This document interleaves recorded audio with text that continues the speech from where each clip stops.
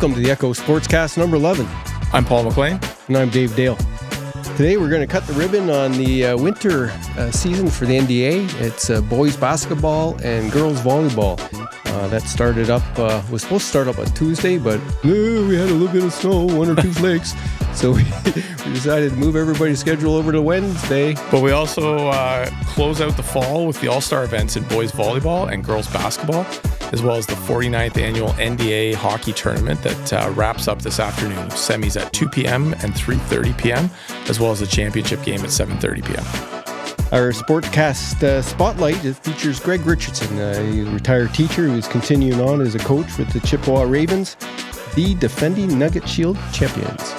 And we'll also feature a little bit of our Whiffle Ball League, one of the winter baseball development programs from the NBBA, offered at the Canadore Dome. And we've got some video of the kids running around enjoying the dome. We also have a special promo spotlight with Malory Dominico. We interviewed her for the next Sportscast, number 12, but she's going to help promo the women's hockey game this Saturday against Queens at 4. Yeah, one of their big rivals. She talks about that, and hoping to continue on their 10-1 record, number 3 ranked in the country. Oh yeah, they're hot. But first, let's hear from our title sponsor, Casey's.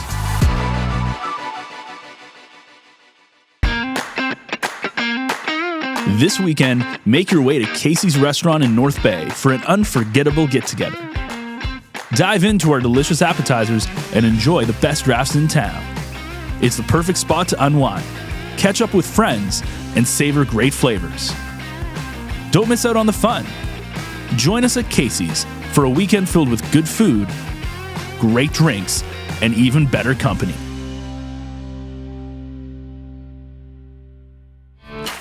First up is the NDA Hockey Tournament because it's happening today. And we have 2 teams competing in the 49th annual. We have the Chippewa Ravens, defending NDA champs from last year, and the Scholar Hall Bears. The Ravens edged the Bears to open season 4-3 and an overtime victory. We covered that last time. Go back and see the other sportscasts if you want to see that. We have some good video from a local... Connor Hughes, right. That was a nice little package. did a great job with it. Algonquin was supposed to play in the NDA tournament this week, but unfortunately, due to some injuries, they weren't able to field a full team, so they had to pull out. And they had to... Luke Villeneuve, who's competing the tournament, had to do some fancy footwork to move some stuff around. I think Greg was saying they had 3 different opponents set up for them to play the first game, and they ended up, I forget, the Lancers. Who's the Lancers in Sudbury? LaSalle? Yeah, LaSalle. So they ended up playing LaSalle, but at one point they were supposed to play Lowell, and then they were playing Algonquin.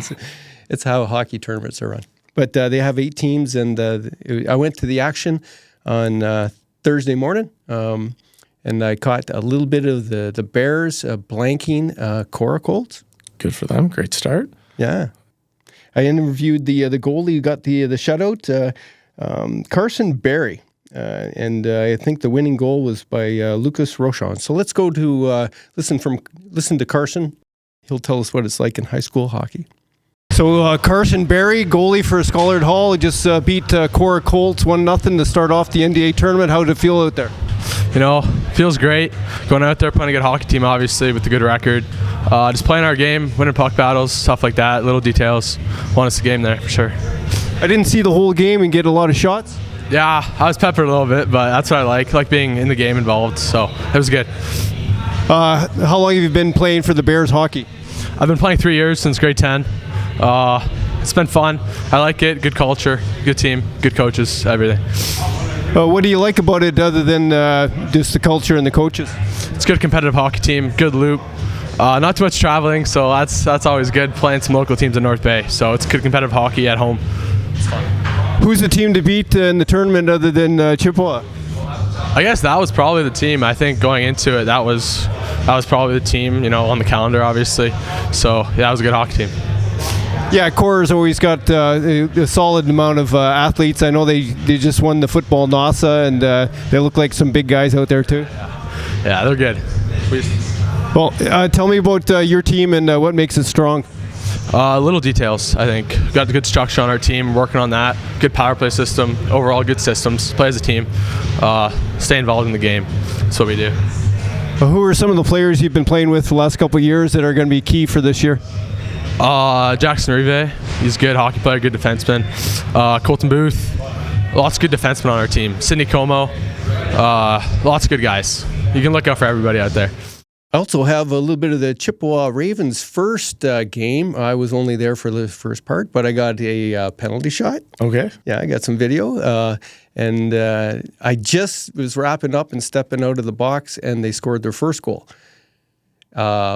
I hate when I miss the highlights like that. Yeah. Well, it's hard to be at all things when you're trying to get from one rink to the next cover and then get back here to talk about it. So. There's no worse feeling as a photographer. You're walking on an arena, everybody's cheering behind you as you're leaving. But we do have a little bit of eye candy from that first game, and I think the final score is 9-2. Again, nice to see the North Bay teams getting off to a good start with the season, and Greg was talking about in the interview, so hear all about the preparation and all the big coaching staff and all the support that those kids have. Well, yeah, they have a well-supported team. It's nice to see them. I got to talk to a couple of them before the game. But the Drayden Fernandez with a hat trick. Well, he got the horns. He got the game MVP.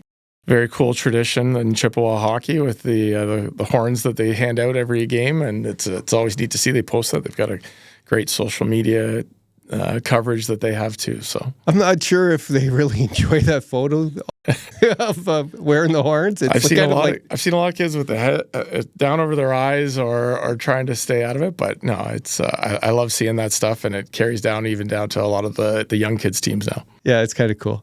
Also scoring, I interviewed Gavin Thibodeau before the game. He's the assistant captain. He has 2 goals, 1 assist. Hayden Casey had a goal and 2 assists. Carter Thibodeau, the captain, 1 goal. Caleb Johns, 1 goal. And Nick Polexny, 1 goal.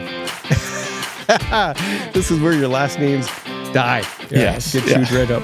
Well, let's hear from Gavin Thibodeau, and he'll tell us what it's like being on the Chippewa Ravens team. You're about to start the NDA Hockey Tournament. Tell us a little bit about your team going into this tournament. Our team's great this year. We got a lot of young guys here. We've got a good mix of grade 13 guys, grade 10 guys. It creates quite the dynamic. It should be fun. We're a good team. You guys are the defending champions. I know it's just a 3-team league, but how does the competition look so far? Competition's great. We had a good close game. We won a 4-3 overtime game against Schollard Hall the other day, and Algonquin had another tight one, so it should be fun. And Schollard looks like they're in a close one here to begin the tournament. Have you been watching it all?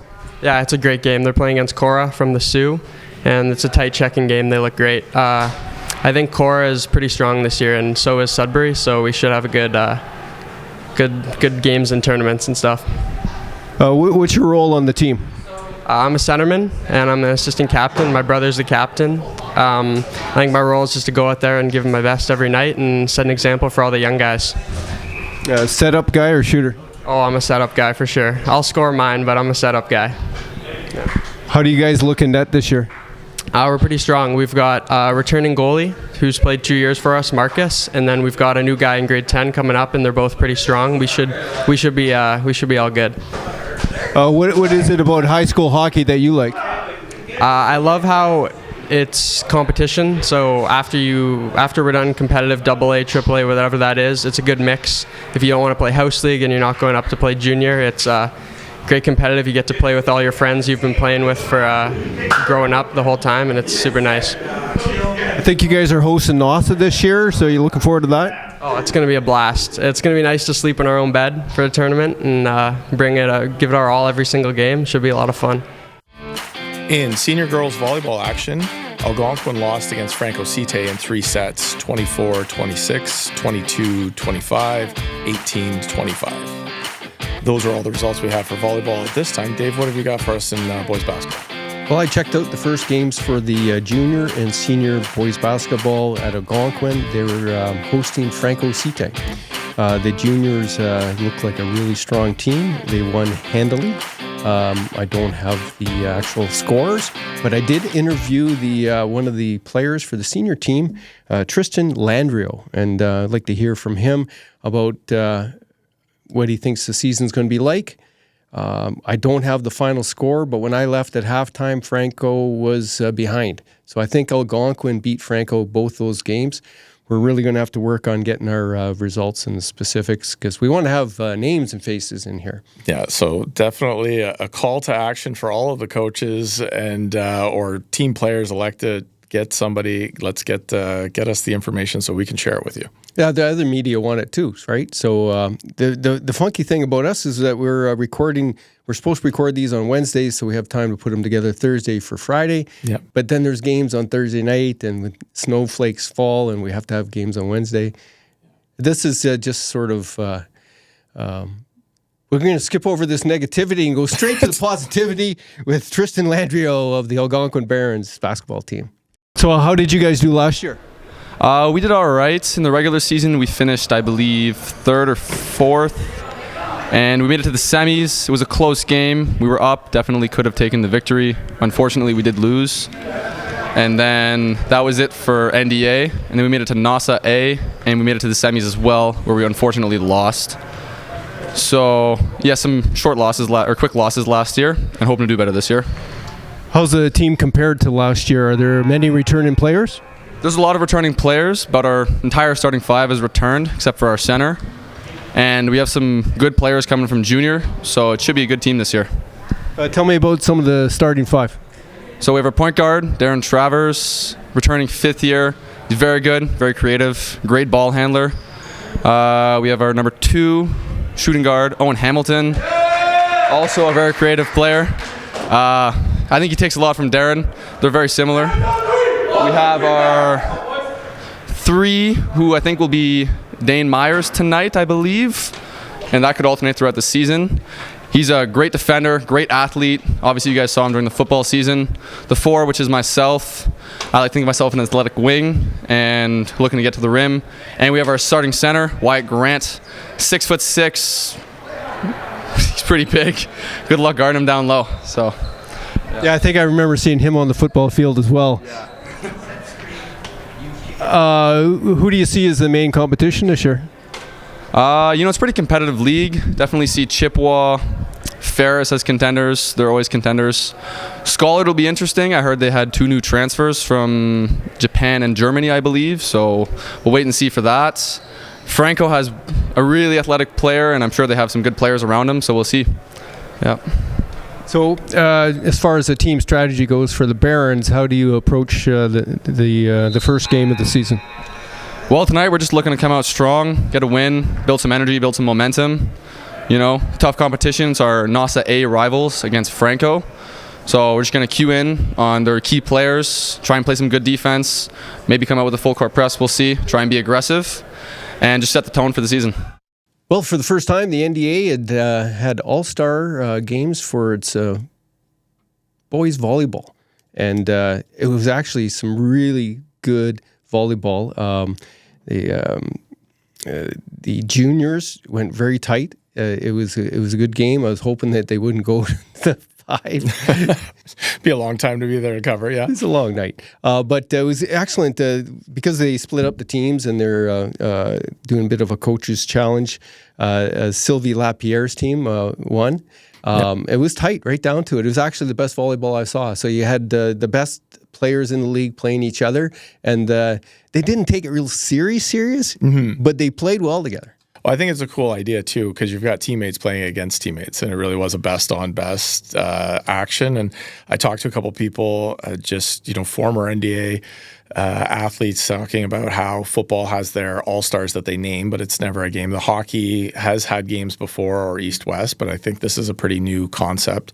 And I even saw some of the jerseys for it, and they looked really good. So it's a great idea for the NDA to start having these games and really have a great way to finish off the season. Yeah, they seem to enjoy it for sure. So let's hear from Sylvie. She's going to tell us about the All-Star game, as well as give us a bit of a forecast what's coming up this season. We just had our first NDA All-Star game. That was pretty cool. Really good action and very good competition. Yeah, it was great. Really fun to be part of it. Why did you do it? So, to be honest with you, I experienced this when I was in high school. For basketball, though, we never had a volleyball one, so I brought it up to the NDA, and they thought, if you guys have people to organize it, we'll do it. So, here we are. Some of the guys on your team, you played against them. You coached probably with some of those guys from other schools. So, tell me about some of the players on your team. Yeah, so on my team, I had a few of my scholared players as well as some of my junior Lakers players from clubs. So it's super fun, but great to actually be able to coach other kids that we've played against. And we had some good jokes on the bench, so it was really fun. Some of the guys that were playing well tonight? I don't know. They all kind of did their own thing today. They all kind of excel in their own right. So I can't pick a favorite player, that's for sure. Give me some names and some players that were out there because I want to try to match them up. Yeah, for sure. So we had our two left sides was Ryan from Franco Cité. I had Rain from Chippewa. Our two middles were Cohen and who else was our middles? We had our lib, who was Nathan. We had our setter, who was Sully. We had our right side, Gantry. And our second middle was Jacob from Algonquin. So a good representation of all the schools. Now, what's next for you in this next season? I'm actually coaching senior girls at Schollard, and I'm going to continue coaching with my club team at Junior Lakers. So the senior Scholar team, aren't they defending champions? They are defending champions, so we're going to go try and two-peat it this year. What's the rest of the league look like? I think there's going to be some serious competition, as there always is. I know Chippewa's going to be really strong. Franco always kind of has a good team. So, yeah, we're looking forward to the season that starts tomorrow. I also stuck around for the senior All-Star and interviewed Craig Nodwell. He's fresh off his OFSA whooping. Yes. Well, I asked him about it, and it's really great to see that level of talent, but it is a different league when you go to AAA OFSA. And sometimes, too, the luck of the draw, who your first opponent is, what happens. I mean, you don't have a lot of room for error if you get behind, and that's, I think, what kind of happens. Oh, yeah. Well, they didn't have their number one setter. I think last week I called them number one center. I think you did. Yeah, I did. Basketball. But in volleyball, you need that key setter. And I saw him working with a couple guys in the warm-up for the All-Star, and they really have to be working in sync as a team. Well, especially, too, depending on what formations you're playing. Like if you're setting yourself up where you've got a 5-1 and that guy is the one everywhere, it's a huge role to try to fill in. So, yeah, very important position. So let's hear from Craig. It turns out that his team didn't win the All-Star, and he owes Nancy Cirillo a coffee or an iced tea. I think she wants an iced tea from Casey's, actually. Craig, he came back from OFSA AAA with a newfound sort of appreciation for the other level of club players. What did your players learn down in Kingston? Our players learned that the quality of volleyball in this province is extremely high, especially down south in the bigger schools. The big difference athletically, we were we compared to them very nicely, but they're when they've got 5 or 6 inches on each of my guys, and then the fact that they play club and they just get so many more game reps than my players do. It was a good eye opener for all of them, for sure. And you lost your center to an injury and had to do some changes with the lineup. It's tough to go into a big tournament like that. Oh, for sure. We have this mentality that the next man up, fills that role and does the best that he can, and he did. And our backup setter did a great job given the circumstances. But it does hurt when you take your starting setter out, the guy who has played with the starters all year long. It really hurts the flow of the offense. And while it did hurt, we still played great defensively, and we gave every team that we played down there a good fight. The girls' league starts tomorrow night, actually. We're recording this Monday at the All-Star game. We're going to talk about that in a second. But tell me about what's coming up for the next season. Well, we've got girls volleyball on tap as well as boys basketball. The girls volleyball loop looks extremely competitive. The neat thing about the North Bay NDA Girls League is that there are 4 or 5 teams in both the junior and senior divisions that are competitive, and that just speaks to the strength of the two local clubs. There's a lot of club girls, and they find their way onto the high school teams, and it makes for a really exciting NDA competition. And then the boys basketball loop, while I don't know as much about it, it looks to be very competitive amongst the big basketball schools in town: West Ferris, Algonquin, Chippewa, Schollard, again, and you can never count out Franco and some of the out-of-town teams as well. This is the first time you had an NDA All-Star volleyball match. What started this and why? This is the brainchild of Sylvie Lapierriere, who's a president of the local Lakers volleyball club. She also coaches at St. Joseph Schollard Hall, and she's a volleyball mind, and she wanted to add a little bit of value to the season, and she thought it might be nice to start an all-star game that recognizes some of the best local players. And so she kind of brought her idea to a small committee of coaches, and we kind of ran with it from there, and we've developed what's going on tonight, which is pretty amazing. Tell me about the senior all-stars where you'll be involved. Are you coaching one of the teams? Coaching Team White. That's why I'm wearing my white shirt right now. And I've got a pretty amazing crew of young men from all different schools that I'm really looking forward to coaching. I've got a couple of my own guys, plus a guy from Mattawa, a guy from Franco, and a couple guys from St. Joseph Schollard Hall, and one from Algonquin. So super excited to get on the court with these guys. I've gotten to watch them play all year long, and now I get to coach them. So it's kind of an honor to be in that situation for sure.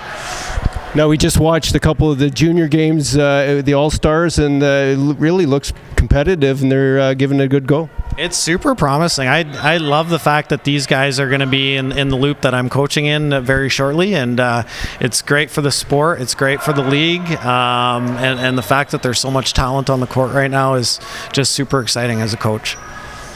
Now, you have a couple tournaments coming up after the new year? Yeah, we're hosting a girls OFSA AA in March, and that's kind of that's a huge event for us at Chippewa. Sarah Pickles is running that. I'm part of her committee, so we've been working away at that for a few months now, and we're excited to bring some of the best talent in the province to North Bay and to compete for an OFSA championship. Just having been to one, there's a special aura, a special thing about being at an OFSA, and we hope to bring that kind of energy to North Bay and provide a great championship for the girls. I'm also running a Scarlet and Gold tournament in January. That'll see a bunch of teams from around the province come. The tournament filled up within days. There's a huge appetite for girls volleyball tournaments, and I wish I had more courts because I would have had a bigger tournament, but super excited to run that as well.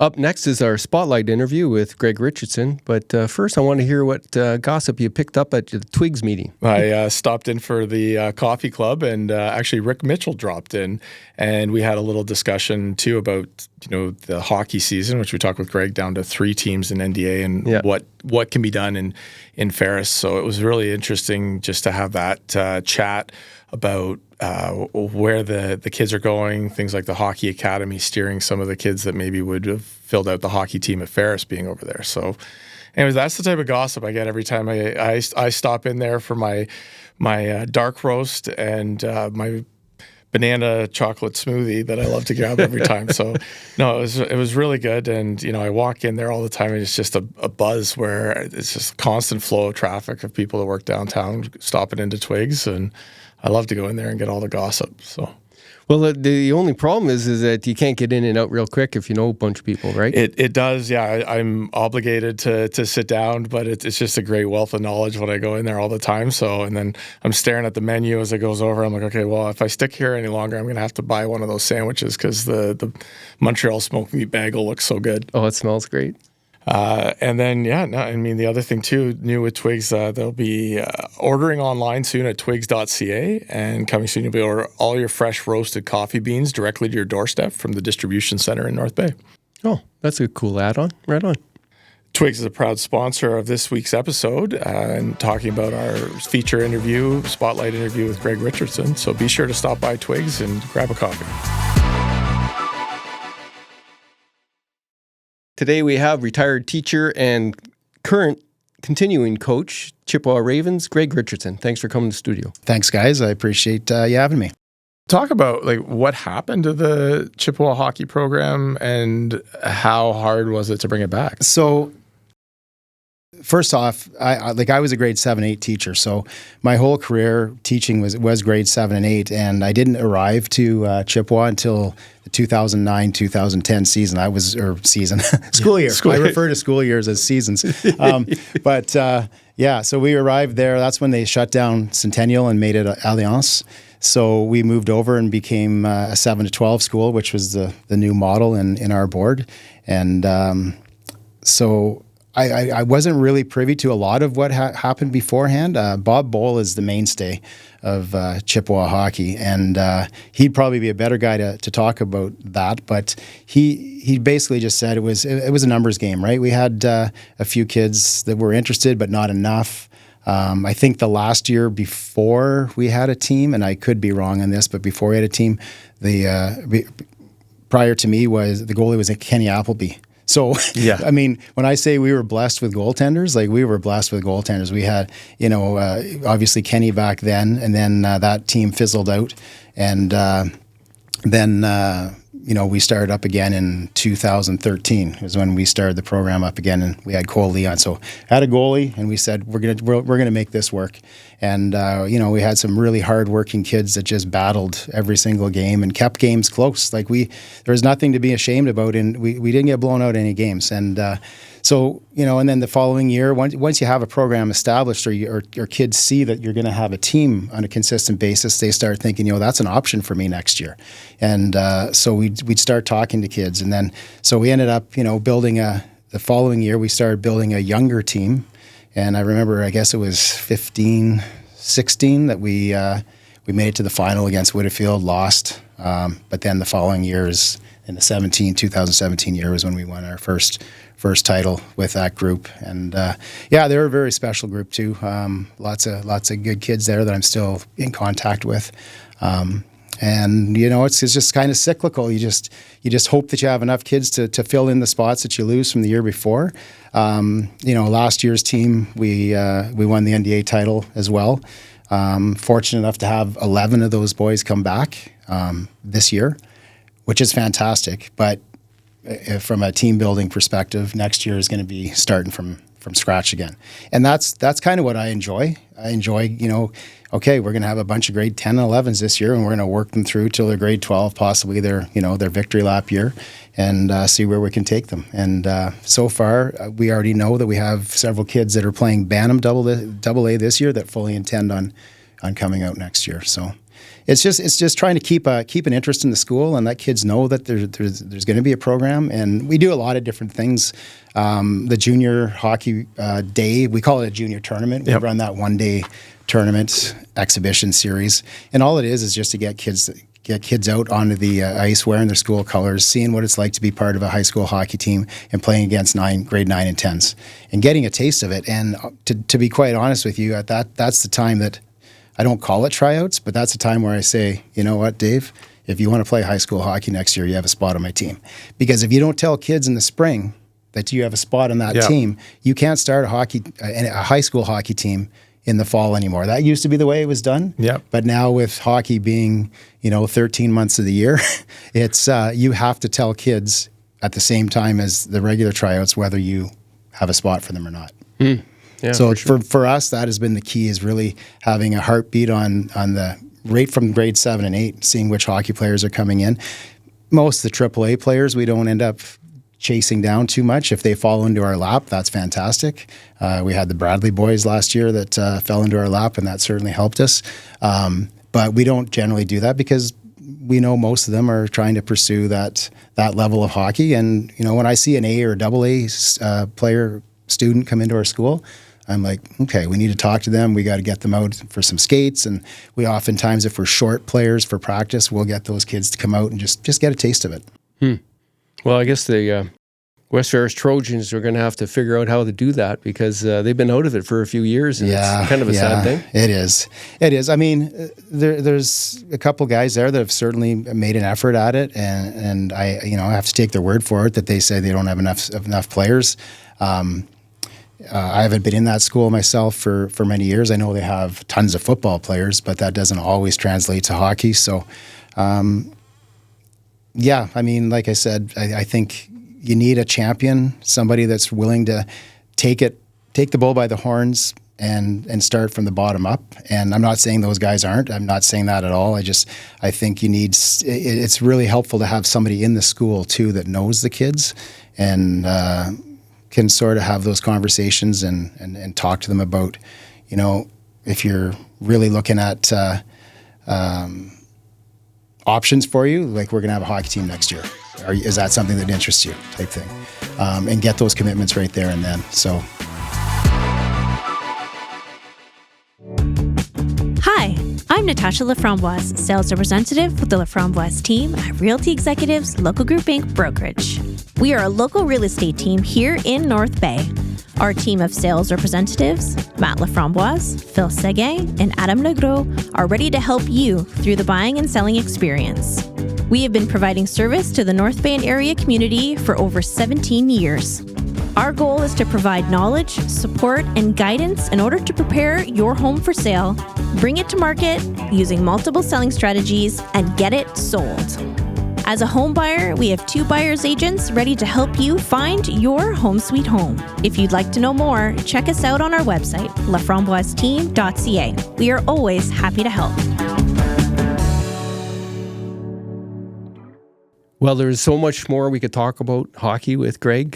He's been so close in there as a coach and a parent, and he's a player, so he's one of those guys that has a wealth of knowledge. Yeah, it was a great conversation, and again, just like our conversation with Turk, it felt like there's so much more we can cover, so we'll be sure to have Greg back. I think we talk about wanting to get a playoff preview down the road, and they're hosting NASA. Yes, he mentioned that too, which will be really exciting to have that towards the end of the season. Lots of teams in like another tournament in town, so it's amazing to have that. That was just a piece of the interview. I want everybody to know that you can go to our YouTube channel and see the full discussion there. Greg Richardson, he's one of our Spotlight Sportscast Spotlights. The Nipissing Lakers women's hockey team continues their red-hot streak with 8 games in a row now that they've picked up wins in. Their 10-1 record has them ranked 3rd in the nation.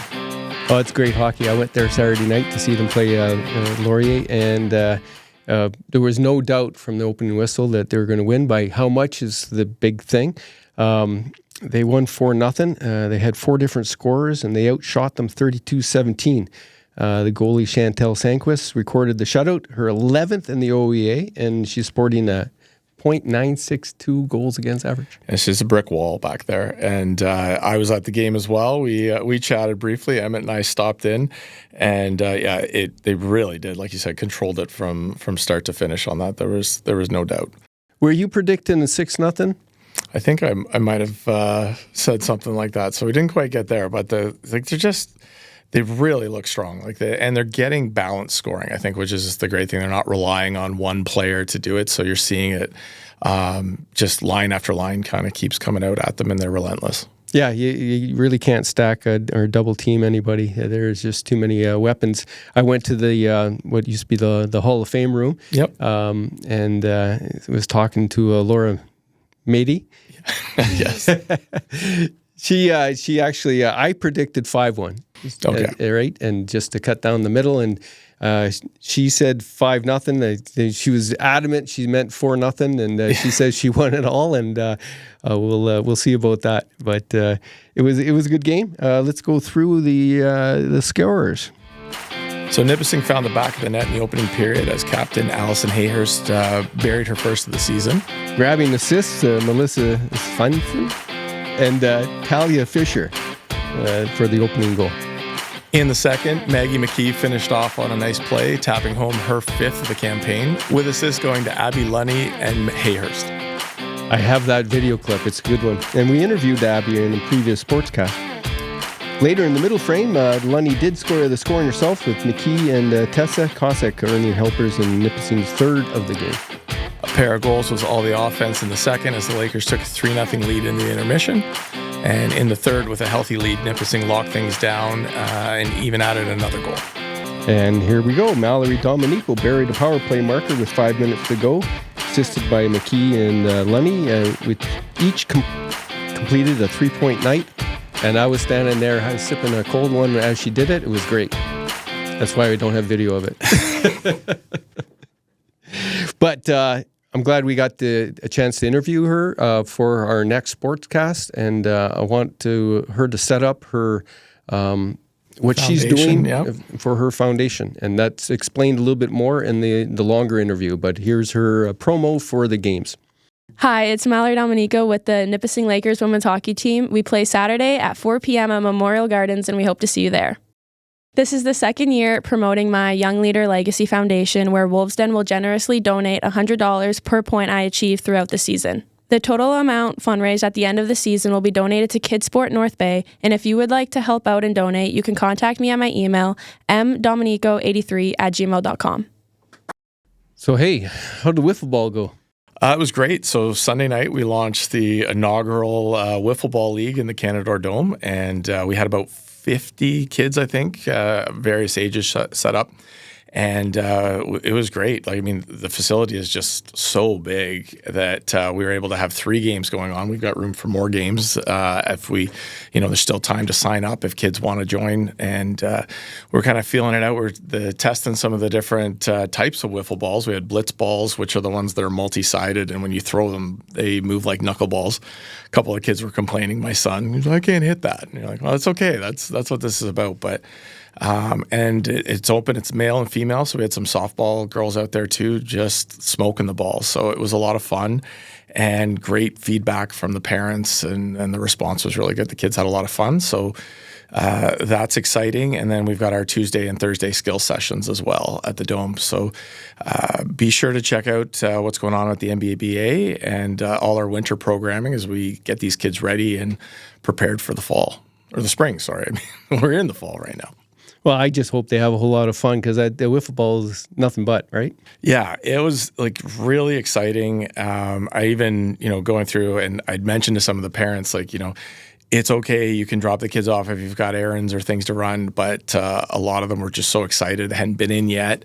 And, the kids just running around and getting that sort of instruction and just play, though. That was the most important thing. So it's great.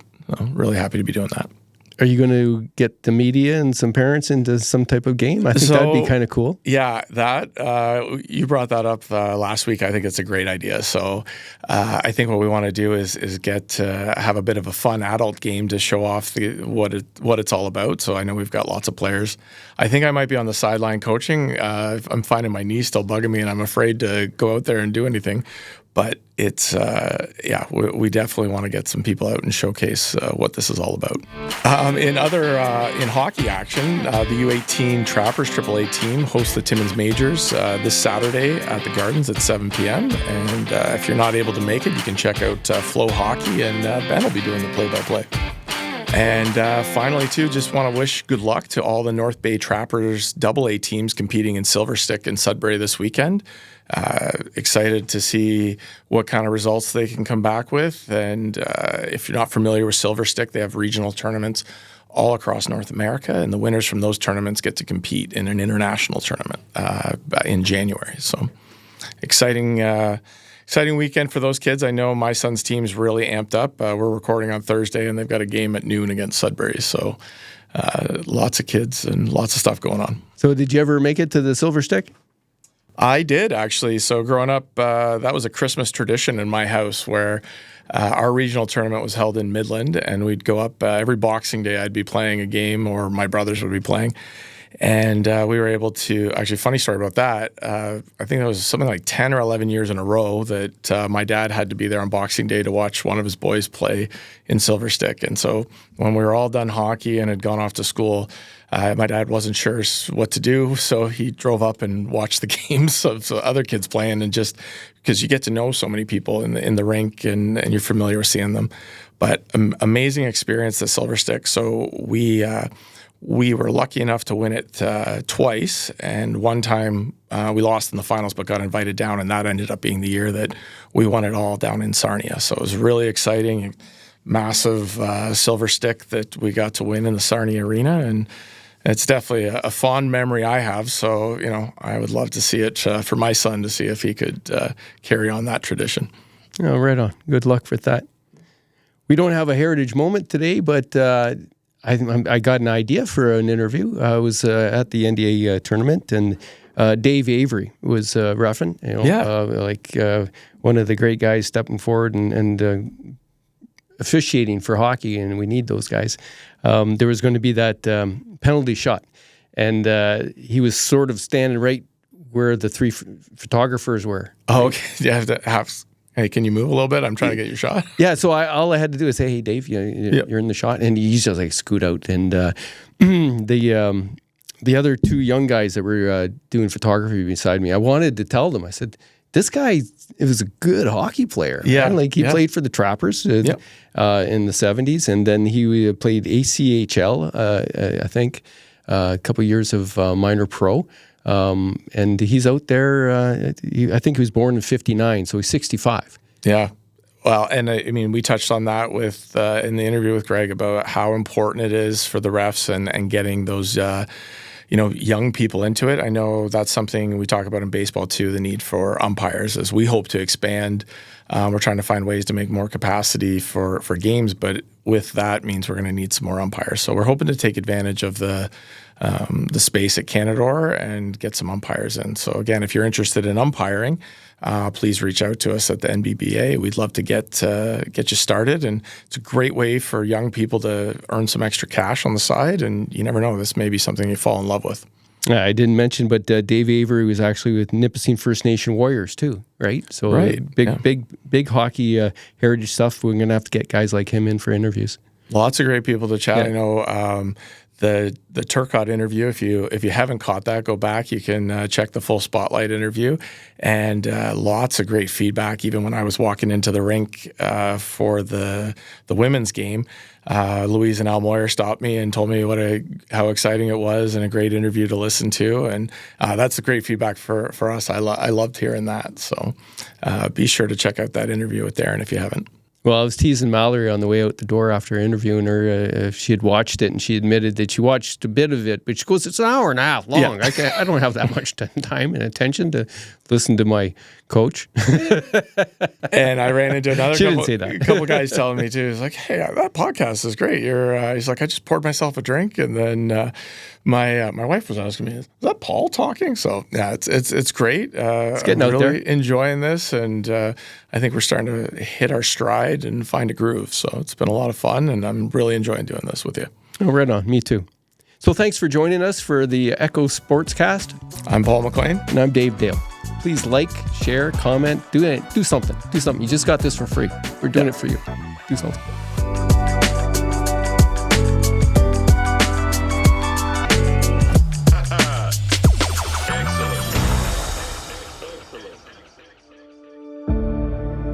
Founded in 1968, Voyager Aviation is a proud member of our community, providing worldwide aviation services from our headquarters right here in North Bay. If you're looking for a challenge, change, or want to expand your current career in aviation, Voyager is hiring for a wide range of technical and non-technical roles, including pilots, aircraft maintenance personnel, corporate administration, machinists, supply chain professionals, and more. Be part of a workforce that is over 400 strong, supporting humanitarian, government, defense, and civil aviation operations around the world. For a career in aviation and beyond, learn more about open positions and career paths at voyav.com.